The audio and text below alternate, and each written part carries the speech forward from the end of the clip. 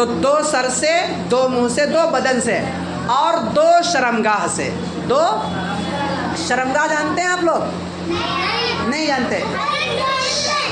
शर्मगाह कहते हैं हगने और मूतने वाली जगह को, ठीक है? जहाँ से हगते मूतते हैं उनको शर्मगाह बोलते हैं, ठीक है? हाँ, पोटी और सूसू की जगह को, पोटी और सूसू की जगह को शर्मगाह बोलते हैं। वबिहम्दिका वतबारक अस्मुका। नंबर 1, मुंह भर के कुल्ली करना गरारे के साथ, अगर रोज़ा ना हो तो। और नाक की नरम हड्डी तक पानी पहुंचाना, नाक की नरम हड्डी तक पानी पहुंचाना। और पूरे बदन पर इस तरह पानी बहाना कि एक बाल के बराबर भी जगह सूखी ना रहे, ठीक है? नफल की जमात नहीं होती, नफल की जमात नहीं होती। ये जो हमने आप लोगों को नफल की नियत कराई है वो सिखाने के लिए नियत कराई है, ठीक है? तो यहाँ अगर आप इमाम साहब के पीछे हैं तो आपको क़िरात नहीं करनी है, आप बिल्कुल खामोश खड़े रहेंगे। इमाम साहब के पीछे अगर आप नमाज़ पढ़ रहे हैं तो आप बिल्कुल खामोश खड़े रहेंगे, आपको क़िरात नहीं करनी, ना सूरह फातिहा पढ़नी है और ना ही कोई सूरत पढ़नी है। इमाम साहब की क़िरात मुक्तदी की क़िरात है, इमाम साहब की क़िरात मुक्तदी की क़िरात है, ये याद रखिए। बाकी आप अकेले नमाज़ पढ़ेंगे तो आपको क़िरात में सूरह फातिहा भी पढ़नी, बगैर सूरह फातिहा के नमाज नहीं होती। आपकी नमाज बगैर सूरह फातिहा के नहीं होती। लेकिन अगर आप लोग इमाम साहब के पीछे नमाज़ पढ़ रहे हैं तो आपको सूरह फातिहा पढ़ने की ज़रूरत नहीं है, ना सूरत पढ़ने की ज़रूरत है। इमाम की क़िरात मुक्तदी की क़िरात है। तो देखिए, नमाज में सबसे पहले तो ज़रूरी है पाक होना। आप लोगों ने सीखा है कि गुस्ल में कितने फ़र्ज़ हैं? कौन कौन से फ़र्ज़ हैं?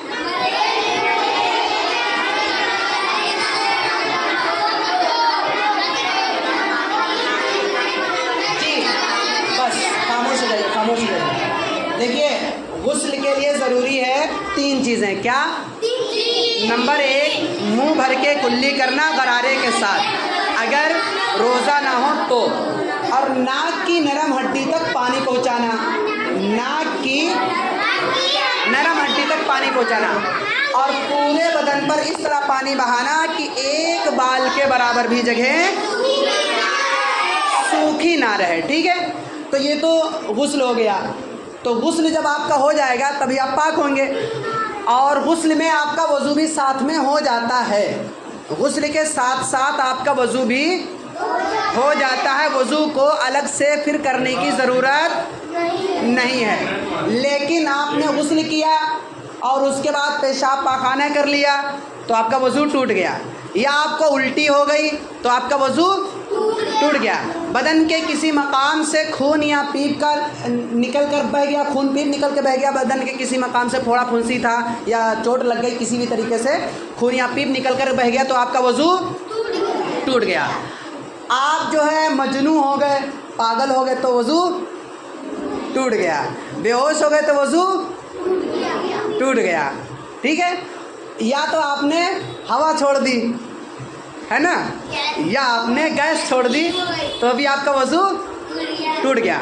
वज़ू को तोड़ने वाली चीज़ें 8 हैं। कितनी? 8 हैं। तो याद करने का बहुत अच्छा तरीक़ा हमने एक बार बताया था, आप लोगों को मालूम है?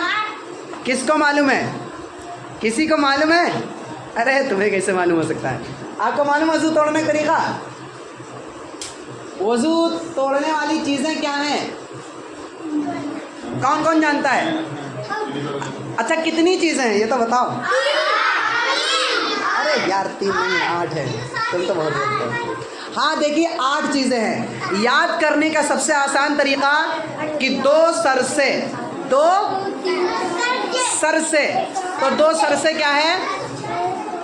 एक तो मजनू यानी पागल हो जाना और दूसरा बेहोश हो जाना। तो 2 सर से हो गए, 2 सर से। पागल आदमी कहाँ से होता है? दिमाग से होता है ना। और बेहोश कहाँ से होता है? दिमागी से होता है ना।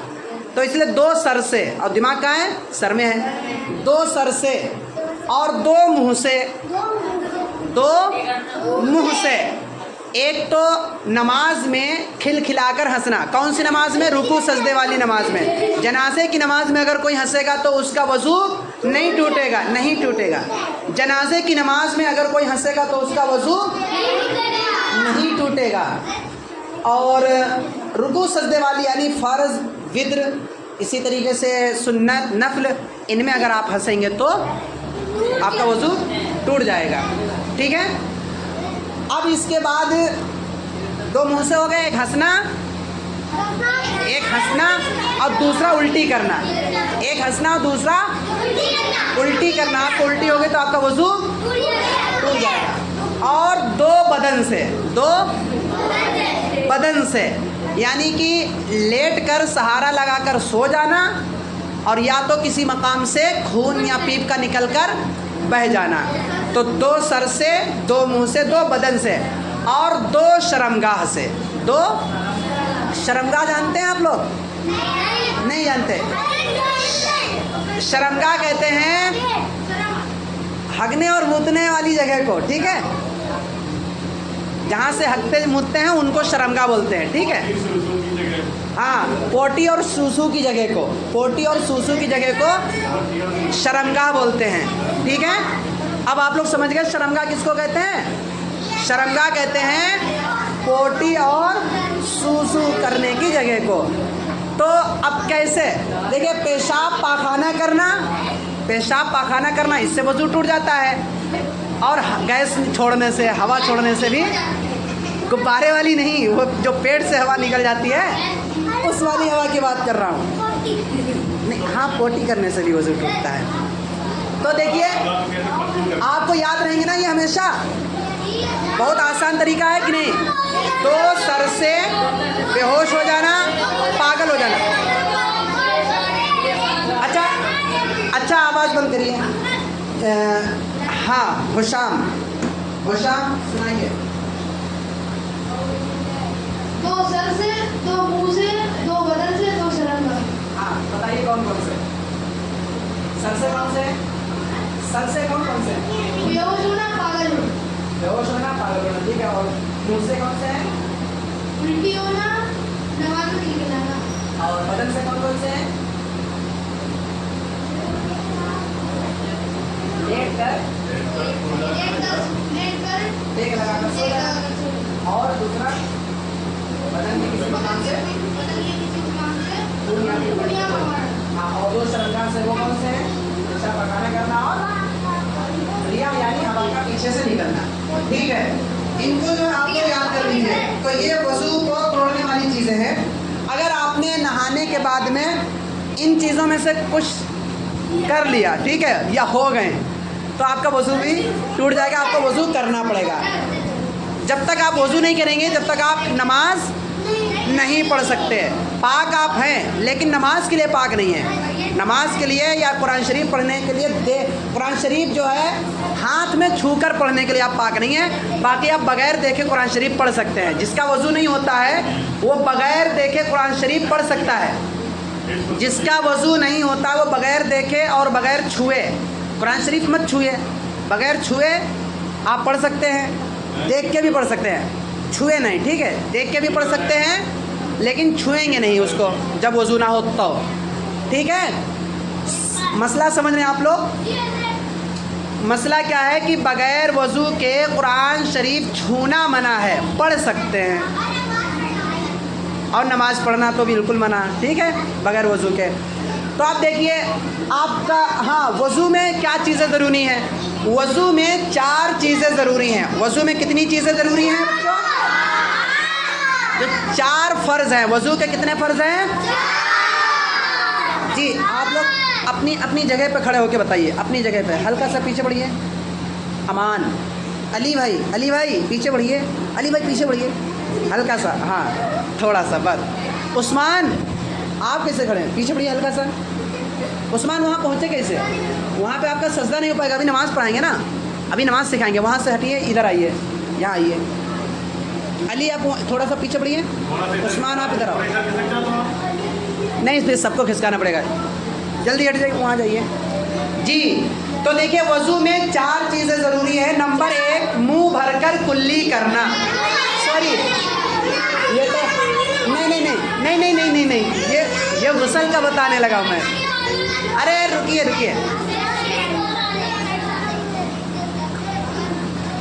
देखिए वज़ू में 4 फ़र्ज़ हैं। वज़ू में नंबर 1,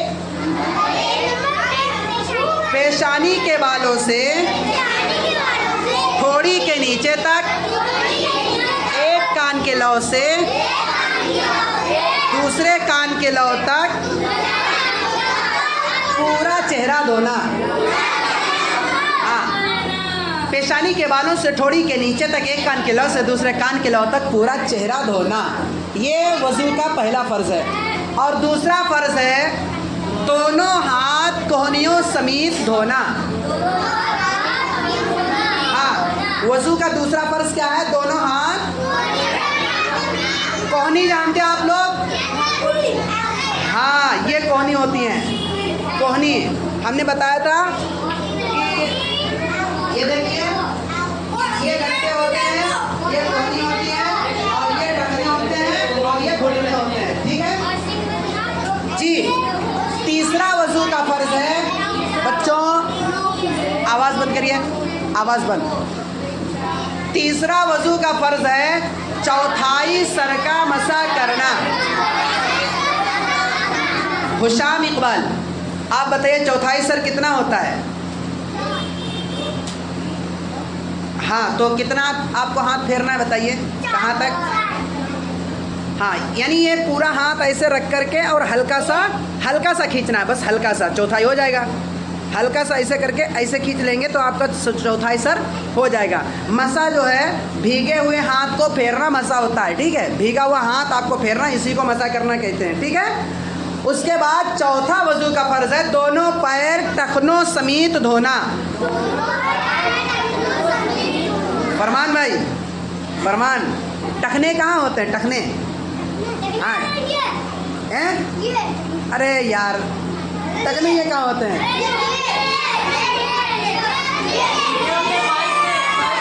अच्छा खामोश होइए, खामोश है सब लोग। कुछ लोग सही बता रहे हैं, कुछ लोग गलत बता रहे हैं। देखिए, अरे नहीं, खड़े टखनी पैर के होते हैं, यहाँ तक होते हैं। ठीक है, देखिए सुनिए, टखने जो हैं पैर में जो उभरी हुई हड्डी होती है, जैसे गट्टे में यहाँ होता है, ऐसे गट्टे में ऐसे जो पैर की होती है तो वो टखने होते हैं। पैर की जो उभरी हड्डी होती है यहाँ पे तो वो टखने होते हैं, और ये हाथ के हैं तो हाथ के गट्टे और पैर के टखने होते हैं। ठीक है, तो दोनों पैर टखनों समेत धोना। अब आपका वज़ू हो गया, अब आपका वज़ू हो गया जी। नमाज पढ़ने के लिए, नमाज पढ़ने के बाहर में 7 चीज़ें ज़रूरी होती हैं। नमाज के बाहर में 7 चीज़ें ज़रूरी होती हैं। वज़ू होता है ज़रूरी, ठीक है, लेकिन खामोश रहिए।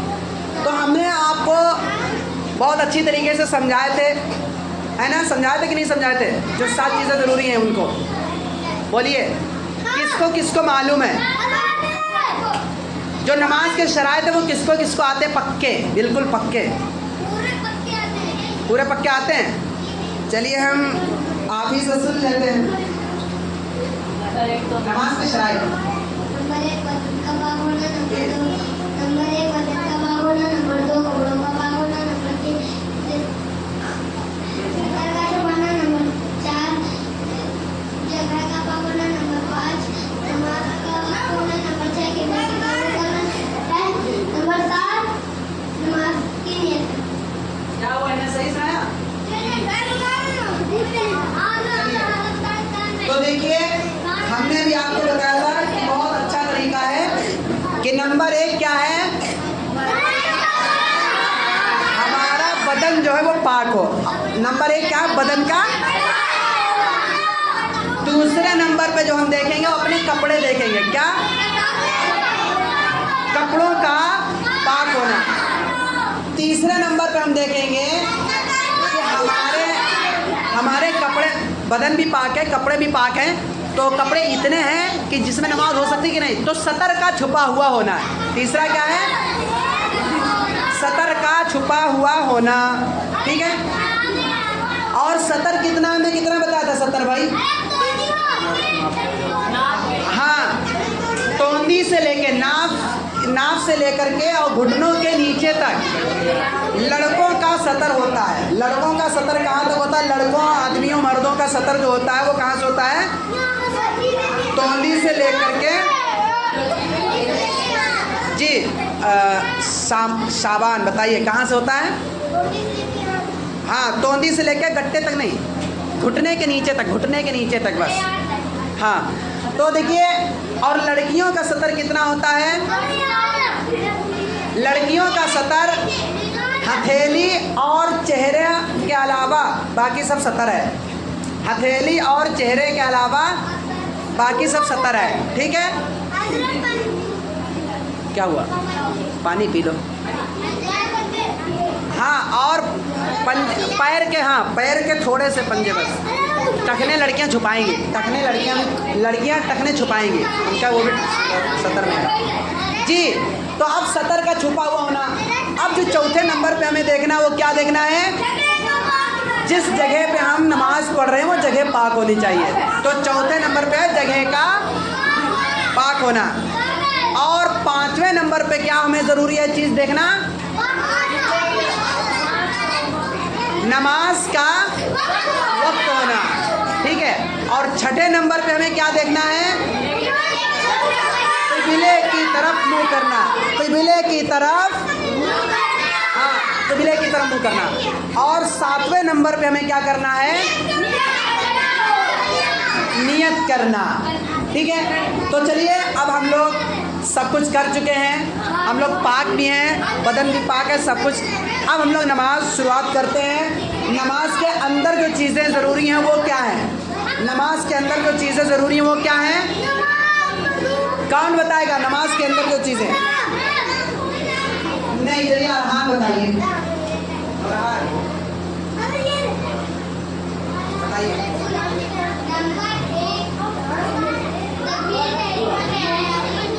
जी जी, माइक में बोलो, तेज बोलो जी। नंबर 3 नंबर 3 में क्या है?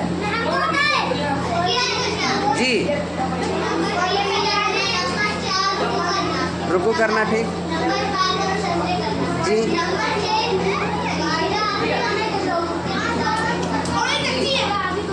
ठीक है, देखिए नमाज के अंदर जो चीज़ें ज़रूरी हैं बच्चों, जैसे हमने खड़ा किया था वैसे खड़े हो जाइए, जैसे मैंने खड़ा किया था वैसे खड़े हो जाइए, सीधे बिल्कुल। अरे भैया, एक पानी पीने आया तो भीड़ लगा दी, पूरी भीड़ लगा दी पानी पीने की। जाइए जाइए, बाद में पीना, जब इनमें से हो जाए तब अपनी जगह खड़े, जब ये पीए तो एक एक करके जाइए।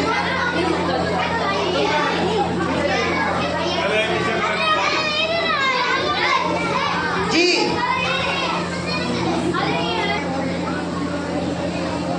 तो देखिए जी, नंबर 1 क्या है? तकबीर तहरीमा, यानी अल्लाहु अकबर कहना। तकबीर तहरीमा कब कही जाती है? जब दोनों हाथ उठा के अल्लाहु अकबर कहा जाता है, वो पहली तकबीर होती है, उसी को तकबीर तहरीमा कहते हैं, ठीक है। पहली तकबीर कहना ये, अल्लाहु अकबर कहना ये फ़र्ज़ होता है नमाज में, ठीक है। दूसरे नंबर पे क्या है? क़याम, यानी सीधा खड़ा होना। तकबीर कहने के बाद हमने जब हाथ बांधे तो आपको खड़ा भी होना सीधा, तो ये भी फ़र्ज़ है। और तीसरा फ़र्ज़ है क़िरात, यानी कुरान शरीफ पढ़ना। नमाज में कुरान शरीफ पढ़ना ये भी फ़र्ज़ है, ठीक है। और चौथे नंबर पे क्या है? रुकू करना, रुकू करना भी फ़र्ज़ है। और पाँचवें नंबर पे है दोनों सजदे करना, दोनों सजदे करना भी फ़र्ज़ है। और छठे नंबर पे है कायदा अखीरा में अत्तहियात की मिक़दार बैठना। तो हम लोग नमाज शुरू करते हैं जी। नियत करता हूँ मैं 2 रकात नमाज नफल वास्ते अल्लाह ताला के रुख मेरा काबे शरीफ की तरफ। रुक जाइए, देखिए नियत के अल्फाज जो हैं ज़ुबान से कहना ज़रूरी नहीं है। नियत के अल्फाज जैसे हमने अभी आपको नियत कराई है, ये ज़ुबान से कहना ज़रूरी नहीं है। आप दिल में सोच लीजिए, आपकी नियत हो जाएगी। बस दिल में सोच लीजिए कि हम फला फला टाइम की नमाज़ पढ़ रहे हैं, इतनी इतनी रकात पढ़ रहे हैं, इमाम के पीछे पढ़ना है या हम खुद इमाम है, इतना सोच लीजिए, ठीक है। तो आपकी नियत हो जाएगी। ये हमने ज़ुबान से इसलिए कहलाई कि आप लोग कुछ सीख लें, ज़ुबान से कह लें बहुत अच्छी बात है, ना कहें तो कोई हरज नहीं है, आप दिल में सोच लें। तो नियत आपकी हो गई। अब हम तकबीर तहरीमा कहेंगे, दोनों हाथ उठाएंगे कानों तक। कहाँ तक? और उंगलियां कैसी रहेंगी? ना ज़्यादा खुली हों और ना ज़्यादा बंद, बिल्कुल ऐसे अपनी हालत पे उंगली रहे जी। हथेलियों को क़िबले की तरफ रखना है, बिल्कुल बिल्कुल सीधी, हथेलियां सीधी रहे, ठीक है। हुशाम करके दिखाओ, पीछे भी ना जाए उंगली, हथेलियों की उंगलियां जो पीछे भी ना जाए। हाँ, अरहान करिए, फिर से अरहान, फिर से करिए जी, ठीक है, ठीक है। अब हम अल्लाहु अकबर, हाथ बांधिए। कहाँ बांधेंगे? नाफ के नीचे। आपको नाफ के नीचे हाथ बांधना है और दाएं हाथ की हथेली को बाएं हाथ की हथेली की पुष्ट पे रखना है और छंगुलियां अंगूठे से हल्का बनाकर गट्टे को पकड़ना है, ठीक है। उल्टा रखे हो फरहान, आप कैसे रखे हो? ये वाला हाथ नीचे रहेगा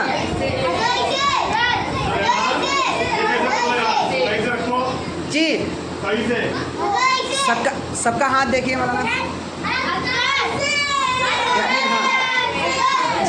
अच्छा सुनिए, जिस हाथ से खाना खाते हैं वो हाथ ऊपर रहेगा, जिस हाथ से खाना खाते हैं वो हाथ ऊपर रहेगा, ठीक है। क्यों? कौन से हाथ से खाना खाते हो? हाँ, तो ये ऊपर रखो। हाँ, तुम कौन से हाथ से खाना खाते हो? हाँ, ये ऊपर रहेगा, ठीक है। और छंगुलियाँ और अंगूठे से हल्का बनाकर गट्टे को पकड़ेंगे जी। पकड़िए जी दानियाल, ठीक है। हाँ, ऐसे पकड़िए हाथ पर, नाफ के तोंदी के ऊपर रखिए, तोंदी के नीचे, बिल्कुल तोंदी के नीचे रखिए। हाँ, ऐसे रखिए, नीचे रखिए, नीचे और रखिए, और नीचे हाथ बढ़ाइए, नीचे देखिए। नाफ के नीचे हाथ बांधना सुन्नत है। सुन्नत क्या है? नाफ के नीचे हाथ बांधना सुन्नत जो है, नमाज में हाथ बांधना, वो नाफ के नीचे हाथ बांधना है। बाकी आपको हदीस के नाम पर उल्टे सीधे जगह पे बंधने को कहा जाए तो हम उसको नहीं जानते, ठीक है।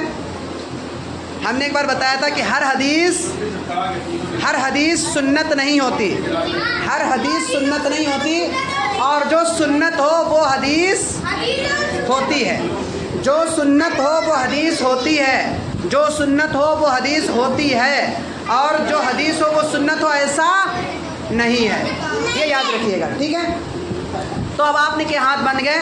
अब आपको पढ़ना है सना। क्या पढ़ना है जी? सना। आपको लफ्ज़ सना नहीं कहना है, जो सना आगे लिखी है वो पढ़ना है। हम पढ़ा रहे, पढ़िए। सुब्हानक अल्लाहुम्मा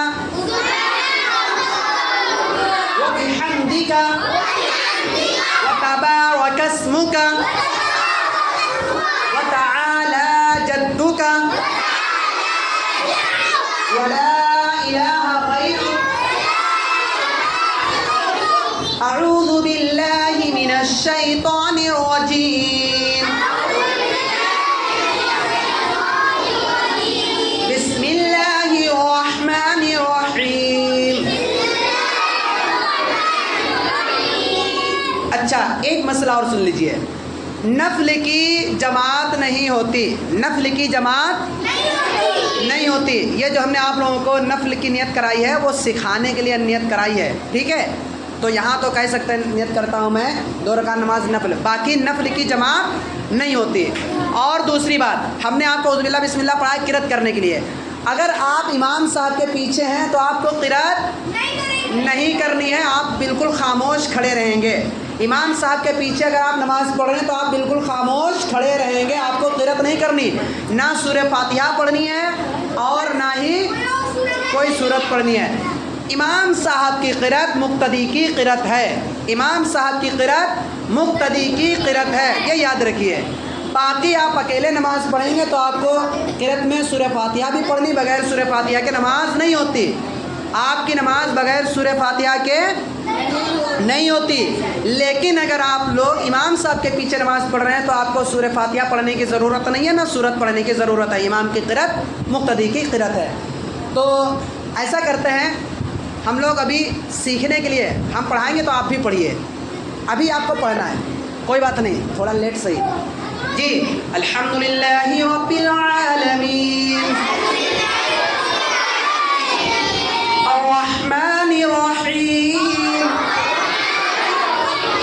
मालिकि यौमिद्दीन इय्याका नअबुदु व इय्याका नस्तईन इहदिनस सिरातल मुस्तक़ीम सिरातल लज़ीना अनअमता अलैहिम गैरिल मग़ज़ूबि अलैहिम वलद्दाल्लीन।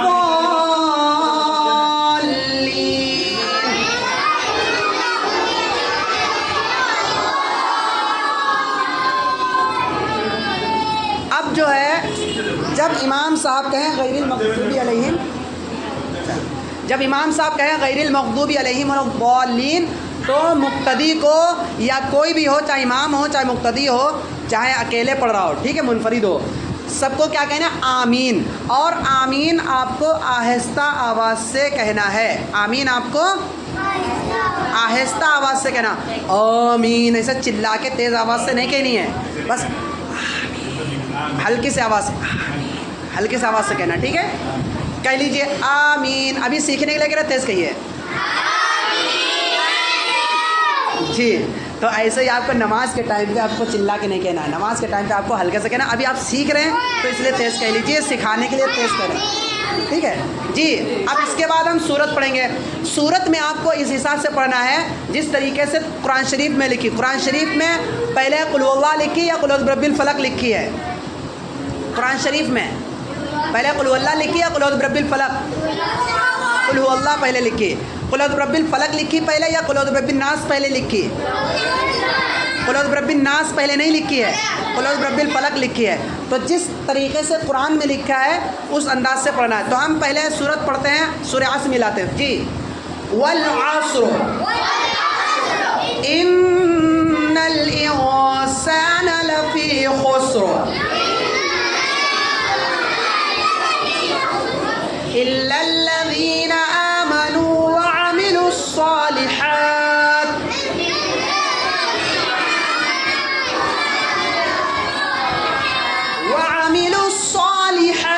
व तवासौ बिल हक़्क़ि व तवासौ बिस्सब्र व अमिलुस्सालिहाति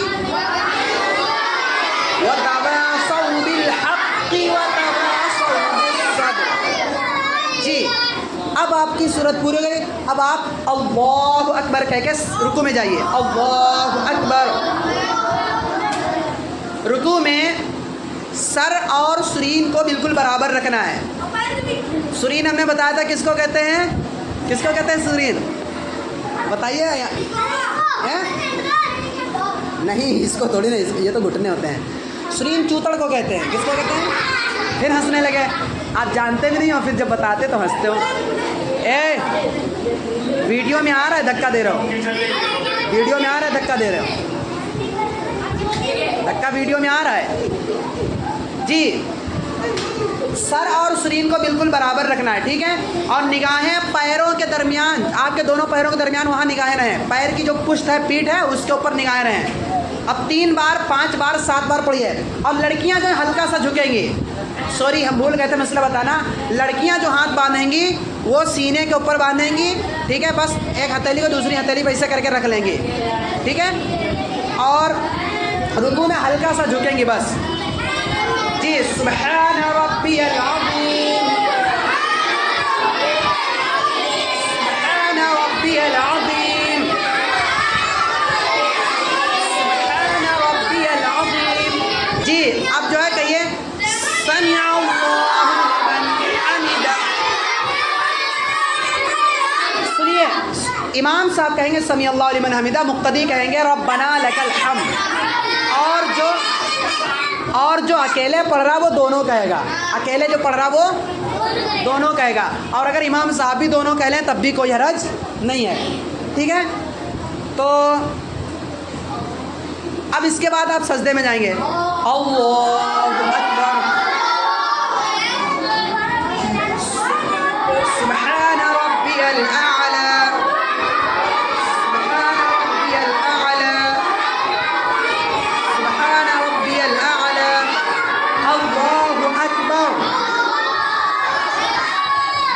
अल्लाहु अकबर, सुब्हान रब्बियल आला, सुब्हान रब्बियल आला जी। अल्लाहु अकबर।